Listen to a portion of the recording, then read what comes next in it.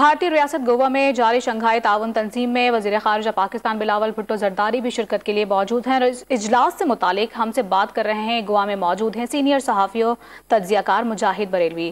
مجاہد صاحب، وزیر خارجہ بلاول بھٹو کی مزید کیا مصروفیات رہی ہیں، اس حوالے سے بتائیے گا، اور ان کی موجودگی کو ہندوستان میں کس انداز میں دیکھا جا رہا ہے، کیسی باڈی لینگویج سامنے آئی؟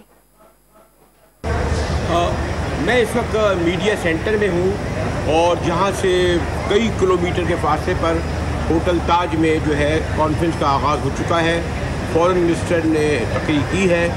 بہت زیادہ ہائپ کریٹ کی گئی ہے اس کانفرنس کی، لیکن یہی بات ہے کہ میڈیا کو تمام کوششیں یہ ہیں کہ ان کو وہاں تک نہیں جانے دیا جائے، پرسن ٹو پرسن ملاقات نہیں کرنے دی جائے، ورنہ عمومی طور پر جب انٹرنیشنل کانفرنسیں ہوتی ہیں تو یہ ہوتا ہے کہ ان کا انٹریکشن ہوتا ہے، ان کے وزارت کنسلٹ فورن منسٹر، فورن منسٹری سے، انفارمیشن منسٹری سے، لیکن تمام میڈیا کے لوگ، اور انٹرسٹنگ بات یہ ہے کہ 2-3 انہوں نے انٹرویو تو دیے ہیں، ان پر بھی ایمبارگو لگایا گیا ہے۔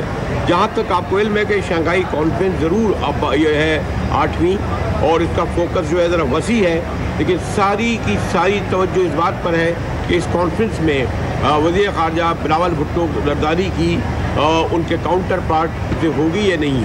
دونوں آفیشیلی طور پر یہ کہہ چکے ہیں کہ ہم میٹنگ نہیں کریں گے۔ بائی لیٹرل جو میٹنگیں ہو رہی ہیں ماسکو اور ازبکستان، آپ کو علم ہے اس کی اہمیت نہیں ہے۔ یہ یقیناً ماحول بڑا خوشگوار ہے، ہماری توقع سے بہتر جو اپنے میڈیا کے لوگ آپس میں گھل مل رہے ہیں، لیکن گورنمنٹ آف انڈیا یا ان کی فورن آفس کے لوگ ملنے سے گریزاں ہیں، حتیٰ کہ خود ہمارے لوگ بھی شاید۔